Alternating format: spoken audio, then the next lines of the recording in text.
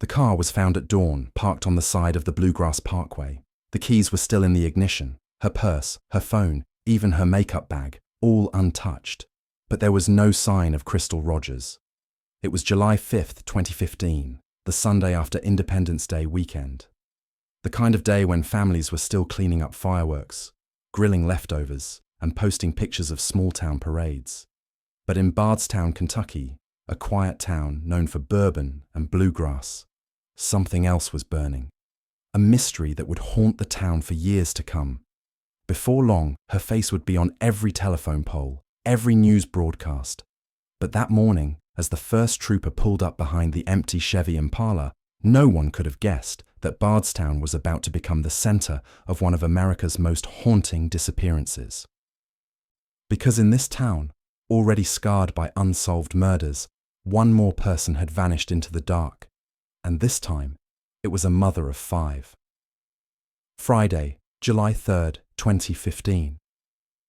The sun had set over the rolling fields outside Bardstown. Fireflies flickered in the humid air. Across Kentucky, families gathered for the 4th of July weekend. Fireworks, barbecues, laughter. But at the Houck family farm, the night was quiet. Too quiet. Crystal Rogers, 35 years old, was spending the evening with her boyfriend, Brooks Huck, and their 2-year-old son. Friends said Crystal was cheerful that day, texting her cousin about plans for the weekend, laughing in a selfie taken hours before she vanished. She had no enemies, no reason to run away. Brooks later told police they watched TV that night, then went to bed. When he woke up the next morning, he claimed Crystal was gone, just gone. No note, no message, no goodbye. But people close to her said that didn't sound like Crystal. She loved her kids. She wouldn't just leave them. That night, neighbors remembered hearing something. Maybe a truck engine, maybe nothing at all. A few miles away, a local gas station camera captured a vehicle similar to Brooks's farm truck passing by around midnight. But no one could prove who was behind the wheel. The next day, July 4th, Crystal's mother, Sherry Ballard, grew anxious. Her daughter hadn't called, hadn't shown up for family plans. She tried to reach Brooks, but he brushed her off, saying Crystal probably went out with friends. By Sunday morning, Sherry couldn't ignore the dread anymore. She drove around town, retracing roads, scanning parking lots, until she saw it, Crystal's maroon Chevy Impala, sitting abandoned off the Bluegrass Parkway. Inside were her belongings. Outside, nothing. No footprints, no struggle. Just the soft hum of summer insects and the wind pushing through the tall grass. When the first state trooper arrived, he noted how the keys were still there. A detail that chilled everyone who knew her. Women don't just walk away from their cars in the dark, leaving everything behind.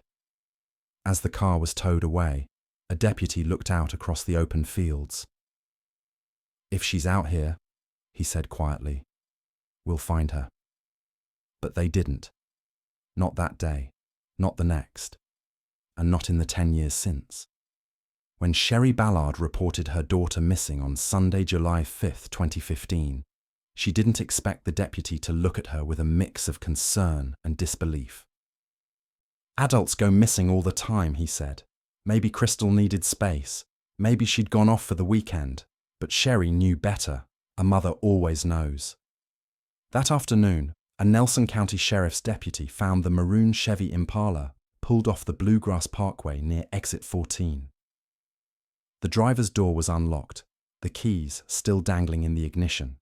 Inside were her purse, her phone, a hairbrush, and a small tube of lipstick. The car looked as if she had just stepped out for a moment and never returned. State Trooper Brian Simpson was the first to process the scene. He noted that there were no signs of a struggle, no broken glass, no skid marks. The grass was undisturbed save for one faint footprint leading toward the tree line. But even that could have been from anyone. By the time Crystal's family arrived, the roadside was already cordoned off with yellow tape. Her brothers stared at the car in disbelief. Her mother collapsed against the hood, whispering through tears. She wouldn't leave her babies. She wouldn't. Investigators searched the surrounding fields until sundown. Volunteers combed through ditches shouting her name. Drones circled above. Bloodhounds picked up a scent, but lost it near the highway shoulder, as if Crystal had vanished into thin air. Local news broke the story that night. Bardstown woman missing after her car found abandoned. Within hours, flyers went up in every store window. Social media lit up. Everyone in Bardstown was asking the same question. Where is Crystal Rogers? To many, it felt like déjà vu. This wasn't the first tragedy to strike their small town, and it wouldn't be the last. Because as investigators would soon learn, Bardstown had secrets buried deeper than anyone imagined. By Monday morning, the town of Bardstown had changed. The church bells still rang, the bourbon distilleries still steamed in the morning sun, but there was something else in the air now. A quiet panic, spreading from porch to porch. Hundreds of volunteers gathered in the parking lot of the local fire station. Farmers, teachers, mothers pushing strollers, all ready to help find Crystal Rogers. Sherry Ballard stood before them, clutching a printed photo of her daughter, her voice trembling. She's out there somewhere. Please help bring her home. The search teams fanned out across the countryside. They moved through cornfields and creeks, over fences and pastures, calling her name over and over. The sound of it echoed against the hills, fading into the woods. Local police, sheriff's deputies, and even the FBI's Louisville field office began coordinating. They brought in bloodhounds, drones, and thermal scanners. But day after day, the fields gave up nothing. No shoe, no phone, not even a torn piece of clothing. Every night, when the volunteers went home, Tommy Ballard, Crystal's father, stayed behind. He refused to rest. Neighbors recalled seeing his flashlight sweeping across the fields long after midnight. "I'm not stopping," he told a reporter, "not until I find her." Churches held vigils. Local radio stations played her favorite country songs with messages from her children. "We love you, Mum. Please come home." As days turned into weeks, hope began to slip away, replaced by whispers, dark ones. People began to talk about the Houck family farm, about a man who seemed too calm, too quiet, about the strange feeling that someone in town knew more than they were saying. The search for Crystal Rogers had begun as a mission of hope. But in Bardstown, it was starting to feel like a hunt for the truth. And the truth was something this town wasn't ready to face. When detectives first questioned Brooks Huck, Crystal's boyfriend, he appeared calm, too calm. Sitting across from investigators, his voice never wavered. He said Crystal had stayed up late watching television while he went to bed. When he woke up, she was gone. Just like that. To some, it sounded plausible. To others, especially those who knew Crystal, it sounded impossible. She would never have left her 5 children, her mother, her entire life, without a word. Detectives noticed small things. The way Brooks crossed his arms when asked about their relationship. The way he smiled when saying, "We didn't argue that night." He said he wasn't worried when she didn't come home the next day. Crystal sometimes needed space, he claimed. But no one could recall her ever doing that before. Then there was the phone call, the one investigators later described as strange. During his police interview, Brooks received a call from his brother, Nick Houck, a Bardstown police officer. Nick warned him to protect himself and to be careful what he said. The conversation was caught on recording. When detectives listened back, it raised eyebrows and alarms. Shortly after, Nick was suspended and later fired for interfering in the investigation. Brooks, meanwhile, withdrew from the public eye. He stopped cooperating with detectives, refused to take polygraph tests, and avoided media interviews. Reporters camped outside his family's farm, capturing the quiet hum of tractors, the sound of dogs barking, the stillness of a place that now felt haunted. Locals began whispering that something terrible had happened out there, and that the farm itself might hold the answer. For Sherry Ballard, none of it mattered. She didn't want revenge. She just wanted her daughter. But as days turned to months, it became clear. Whoever was responsible wasn't coming forward. And in Bardstown, suspicion had found its first target. Bardstown, Kentucky. Population, just over 13,000. A postcard town. Red brick streets, white church steeples, and the sweet scent of bourbon drifting from the distilleries. But beneath the charm, locals whispered about something darker. Before Crystal vanished, Bardstown was already haunted. 2 years earlier, in 2013, a police officer named Jason Ellis was ambushed and shot to death on his way home from work. His killer was never found. A year after that, a mother and daughter, Kathy and Samantha Netherland, were brutally murdered in their own home. That case, too, remained unsolved. By 2015, Bardstown had become known by a new name in the media: the most mysterious small town in America. Now, with Crystal Rogers missing, the whispers grew louder. People stopped leaving their doors unlocked. Parents told their kids not to walk alone after dark. And every night, the lights of police cruisers flashed across cornfields like silent warnings. Some said evil had taken root in Bardstown. Others believed it was something more human: corruption, silence, fear.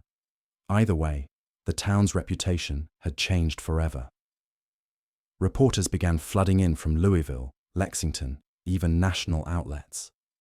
Cameras panned across the Bluegrass Parkway, capturing that lonely stretch of road where her car had been found. Behind every broadcast, the same question echoed: what is happening in Bardstown? At church gatherings, neighbors prayed not only for Crystal, but for peace, for their home to be free from the shadow that had settled over it. Yet, the longer she remained missing, the heavier that shadow grew.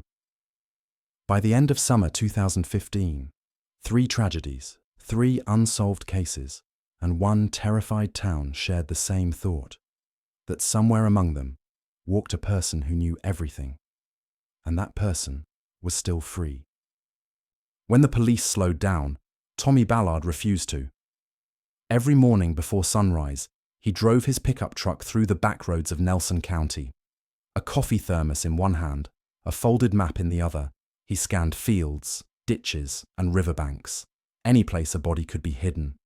He marked every search on paper: red dots for areas covered, black circles for those he still needed to check.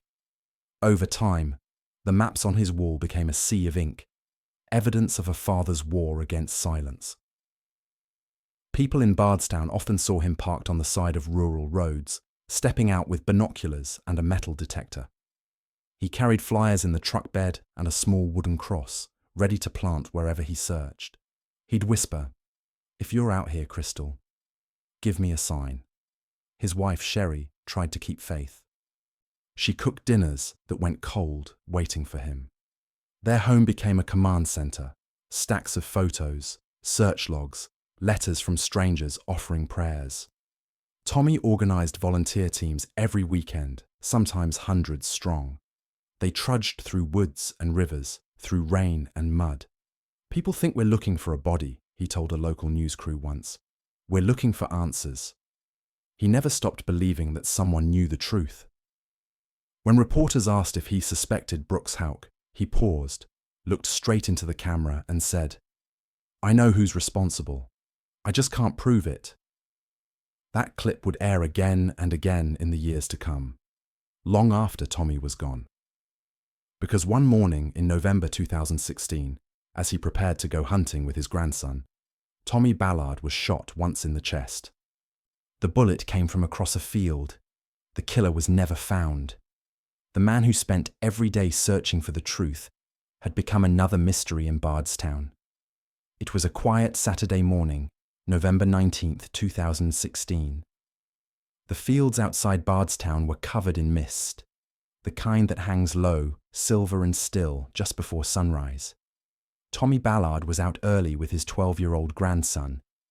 Hunting had always been their weekend ritual, a few peaceful hours together before the world woke up. They parked near Bluegrass Parkway, just a few miles from where Crystal's car had been found 16 months earlier. Tommy lifted his rifle, scanning the tree line. He wasn't hunting deer that morning, not really. Those close to him said he was restless lately, convinced he was being watched. He had told his wife, "I think someone's following me. If something happens, don't stop looking for her." Moments later, a single gunshot echoed across the valley. Tommy fell where he stood. His grandson froze, screaming for help that would come too late. When police arrived, they found no footprints, no shell casings, no weapon. Just one entry wound in Tommy's chest.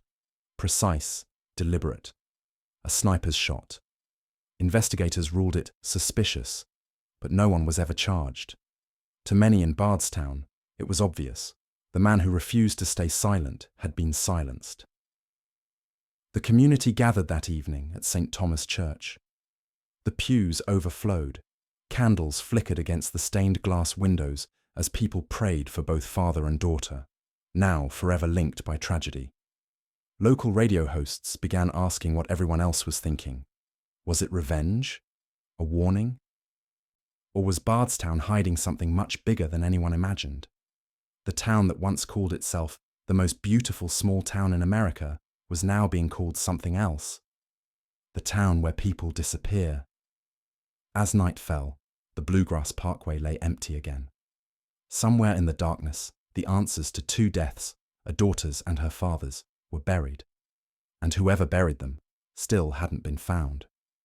By 2020, Bardstown had lived under the same shadow for 5 long years. Crystal was still missing. Her father was dead.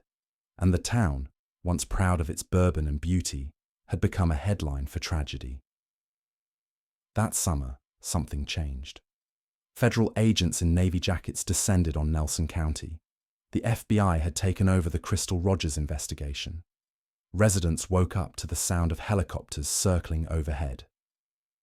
Unmarked trucks rolled through town, search dogs, radar scanners, evidence tents, the kind of scene Bardstown had only seen on TV.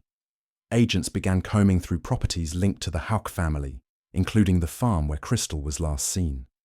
They used ground-penetrating radar to scan under concrete floors and old construction sites tied to Huck's real estate business.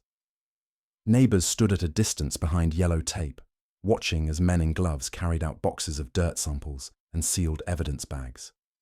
For the first time in years, there was movement, hope even. A federal spokesperson told reporters, "We're pursuing every lead. This case is active." But no details were released. Not even the local sheriff knew what they had found. Then came the whisper. An item of interest had been recovered, buried deep beneath a slab of concrete. The FBI never said what it was, but word spread fast. By nightfall, every home in Bardstown was lit by the blue glow of television screens. People whispered over dinner tables, prayed before bed, and asked themselves the same question. Had they finally found Crystal Rogers? But weeks passed. No body, no confirmation, no closure. Whatever the FBI found, they kept it sealed, locked away like the rest of Bardstown's secrets. And in that silence, the fear returned. In small towns, people talk. But in Bardstown, by 2021, people had stopped. Neighbors who once gathered at barbecues now avoided eye contact in the grocery store aisles. Those who had once helped search for Crystal now kept their blinds closed and their words to themselves. Something, or someone, had silenced them. A few residents spoke anonymously to reporters. One said she'd been followed after sharing tips with police. Another claimed her tires were slashed days after she mentioned the Houck farm online. Whether coincidence or warning, no one could be sure. It wasn't just fear of a killer. It was fear of the truth. Because the truth, in Bardstown, could cost you everything. A local pastor told his congregation, "We used to trust each other here. Now, we look at our neighbors and wonder who might be next." Even law enforcement seemed divided. Some wanted justice. Others, locals whispered, wanted the story to go away. There were rumors of missing evidence, of phone records erased, of favors exchanged behind closed doors. Reporters called it the Code of Bardstown, a silent agreement that certain names and certain families were never to be spoken aloud. And yet, Crystal's face was everywhere, on billboards, car bumpers, the back of church bulletins. She had become both a reminder and a warning, proof that the town's beauty was only skin deep. As one volunteer put it, everyone here knows something, but no one knows enough to stay alive after saying it. By now, even the most hopeful hearts began to accept what they'd feared all along, that Crystal Rogers would never come home. But then, almost 8 years after she vanished, there was a knock on a door that Bardstown thought would never open again. It took 8 long years, 8 4th of July weekends without Crystal Rogers. 8 birthdays, 8 vigils, 8 unanswered prayers. Then, on a quiet morning in September 2023, the news broke. Brooks Houck had been arrested. Footage showed agents leading him out of his Bardstown home in handcuffs, the flash of cameras cutting through the dawn mist. The same man who once said he had nothing to hide now stood accused of murder, the murder of Crystal Rogers. Sherry Ballard was at home when she got the call. For a long moment, she couldn't speak. Then she whispered, "Thank you, God. But where's my daughter?" In court, Brooks appeared expressionless. His attorney claimed the case was built on circumstantial evidence, that there was no body, no weapon, no confession. But prosecutors laid out years of work: cell phone pings, witness statements, digital forensics, and the item of interest the FBI had recovered 2 years earlier. Whatever it was, they said, it tied him to her disappearance. Outside the courthouse, supporters of the Ballard family held candles and photos of Crystal, their faces lit by the orange glow of sunset. Some cried, others just stood silently, hands clasped, as if afraid to believe justice could finally come to Bardstown. News trucks lined the streets. Headlines flashed across the nation. Suspect arrested in Kentucky mother's 2015 disappearance. For a few brief days, it felt like the spell had broken, but trials are slow and memories fade. Brooks pleaded not guilty. His defense promised a fight to the end. And so, even as handcuffs closed around his wrists, Bardstown remained divided, half the town saying justice was near, the other half whispering that nothing in this town ever really ends, because until Crystal was found, no verdict could bring peace. Even after the arrest, Bardstown didn't celebrate. There were no cheers, no victory headlines, only silence. Because the one person they were fighting for was still missing. Every year on July 3rd, the Ballard family gathers at the same spot along the Bluegrass Parkway, the place where her car was found. They bring flowers, light candles, and tie yellow ribbons to the guardrail. Sherry always says the same words: "We're not here to mourn. We're here to remind the world she's still out there." Crystal's children have grown up in the shadow of her absence. Her oldest son joined the search teams as a teenager, walking the same fields his grandfather once searched. Her youngest barely remembers her voice except for old home videos, her laughter echoing from another life. Bardstown has changed too. Some of the businesses have closed. The tourists stopped coming. And yet, in the town square, a mural remains. Crystal's smile painted on brick, her eyes watching over the streets that once felt safe. Locals say that at dusk, when the church bells ring, you can almost feel her presence in the air, like a whisper carried by the summer wind. The FBI still classifies the case as open and active, but years have taught the Ballards that open doesn't always mean close to answers. And so they keep searching, not just for a body, but for truth, for peace, for the day they can finally bring Crystal home. Because in Bardstown, justice has always come too late, if it comes at all. And until that day arrives, one question will echo through Kentucky's hills and hollows. Where is Crystal Rogers? Some stories end with answers. This one ends with silence. A mother who vanished, A father who gave his life searching, a town still trapped between truth and fear. Crystal Rogers didn't just disappear from Bardstown. She became part of it, her name painted on murals, her face on missing posters that never fade, even in the rain. Her story told around dinner tables and campfires, whispered like a warning or a prayer. And maybe one day the silence will break. Maybe someone will speak. Maybe justice, real justice, will finally come. Until then, her memory belongs to all of us, to every parent who refuses to stop searching, to every town haunted by what it tried to forget, to everyone who still believes that the truth, no matter how long it takes, can never stay buried forever. If you believe her story deserves to be heard, leave a like, share this video, and subscribe to Vanished in America Story. Because every view, every share, keeps her memory alive. And somewhere out there, Crystal Rogers is still waiting to be found.